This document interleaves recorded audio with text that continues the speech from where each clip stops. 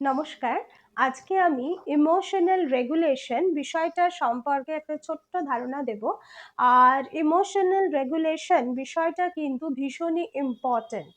Mental illness, not only for mental illness, for mental wellbeing also. So counselling is for everyone. Emotion প্রত্যেকটা মানুষের আছে, আর সেটাকে regulate করা আমাদের প্রত্যেকেরই শেখার প্রয়োজন আছে। আজকে গুরুত্বপূর্ণ 4টে টিপস দেব, যেটা যদি আমরা প্রত্যেকদিন লাইফে প্র্যাকটিস করি তাহলে নিজেদের পথ চলাটা অনেক সহজ হয়ে যাবে। আচ্ছা, তাহলে একটা গল্প দিয়ে শুরু করি। ধরুন অর্ণব বলে একটি ছেলে, তো সে সকালবেলায় ঘুম থেকে উঠেছে, উঠে সে অফিস যাবে। তো ঘুম থেকে উঠতেই তার দেরি হয়ে গেল, তার মধ্যে মোবাইলে মেসেজ এসে গেছে যে ভীষণ ইম্পর্টেন্ট একটা মিটিং আছে, সো ওকে তাড়াতাড়ি আজকে যেতে হতো। সেখানটায় ও দেরি করে উঠেছে। এরপরে উঠে নিয়ে বাড়ির লোকের সাথে একটা আবার ঝামেলাও হয়ে গেছে ছোটখাটো। এরপর সে কোনো মতে তাড়াহুড়ো করে বেরিয়েছে। বেরোনোর পরে রাস্তায় মোড় নিতে যাবে, তখনই একটা বাইকের সামনাসামনি এসে যায়।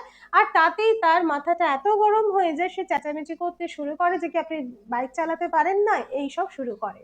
তাতে একদম লোক ফোক জমে যায়, জমে গিয়ে একটা হুলস্থুল ব্যাপার হয়ে যায়। তারপরে সে তখন কাঁপতে থাকছে, কারণ তার স্বভাবটা যে ঠিক খুব ঝগড়া করা তা কিন্তু নয়।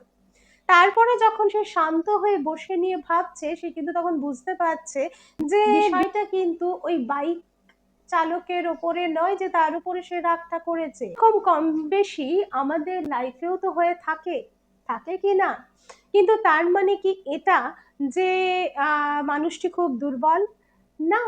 বা সে প্রচন্ড ইমোশনাল? সেটাও নয়। বাট তার এই ইমোশনাল যে কন্ট্রোলটা, সেইটা কিন্তু সে হারিয়েছিল সেই সময়। এটা অনেকটা কিরম বলুন তো, ঢেউয়ের মতন। ঢেউ আসবে, তাই তো? একটার পর একটা ঢেউ আসবে, কিন্তু ঢেউ আসলে পরে তাকে আমি প্রতিরোধ করতে পারি না, কিন্তু আমি নিজেকে ওখান থেকে কিন্তু একটু সরিয়ে নিয়ে নিজের আত্মরক্ষাটা করতে পারি। ঠিক প্রচুর আমার মধ্যে নেগেটিভ ইমোশনস আসছে, তখন সেখানটায় রিয়্যাক্ট না করে you need to do response. আর এই রেসপন্স করবার জন্য সিম্পল 4টে ধাপ আছে, মানে 4টে টিপস আছে। যদি আমরা এটাকে মেনটেন করি তাহলে কিন্তু খুব সহজেই আমি আমার ইমোশনকে রেগুলেট করতে মোটামুটি শিখে যাব। ফার্স্ট টুল হচ্ছে কি পজ টেকনিক। সো ইমোশন হচ্ছে কি, এক নাগাড়ে যখন প্রচুর ইমোশন আসছে, তখন হঠাৎ করে ইমোশনটা বেড়ে যাচ্ছে, তখন কি টেক আ পজ। ওকে, যদি আমি না ভেবে রিয়্যাক্ট করি তাহলে কি হবে, জায়গাটা সেই বিষয়টা তো নষ্ট হয়ে যাবে। অনেক সময় হয় না, আপনি হয়তো হঠাৎ করে চেঁচামেচি করলেন, রাগারাগি করলেন, পরে ভাবছেন এ মা কেন করলাম, এরকম তো করা উচিত নয়। তারপরে তার রিয়েলাইজেশন এসে আমার কিছু সেইভাবে আমি সেই জায়গায় আবার ঠিক করতে পারবো না। সো সেখানে কিন্তু if I am applying this four tools, actually it would be easier for you to regulate your emotion. 5 সেকেন্ডের জন্য give a pause to yourself.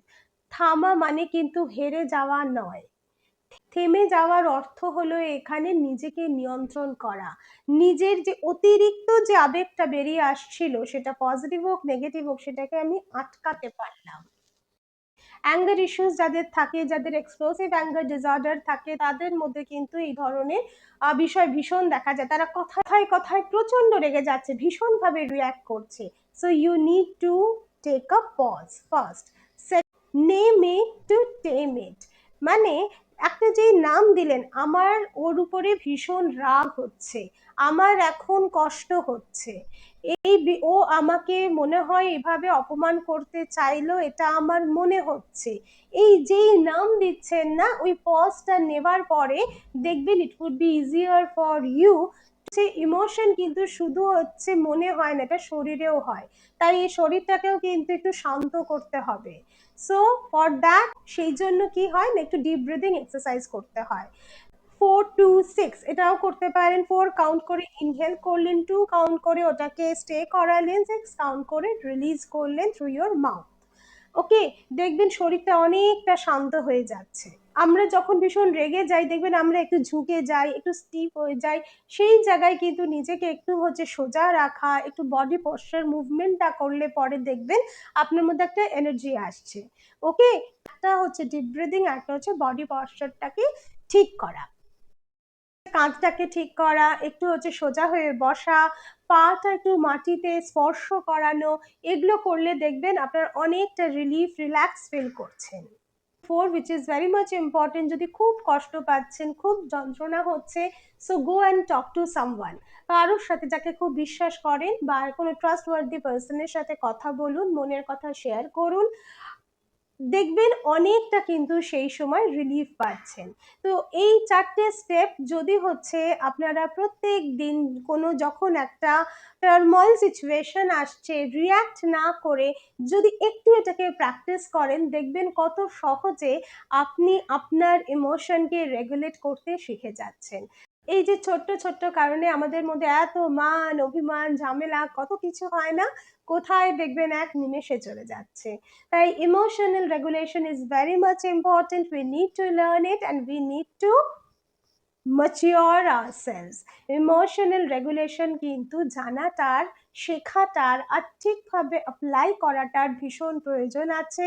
তাহলে কিন্তু আপনি যে কোনো পরিস্থিতিতে মানিয়ে নেওয়ার ক্ষমতা বা সেখানটাকে বোঝার ক্ষমতাটা কিন্তু অনেক অংশে কিন্তু বেড়ে যায়। আজকের মতন এখানেই শেষ করছি। আবার অন্যদিন অন্য বিষয় নিয়ে পজিটিভলি আসবো। নমস্কার।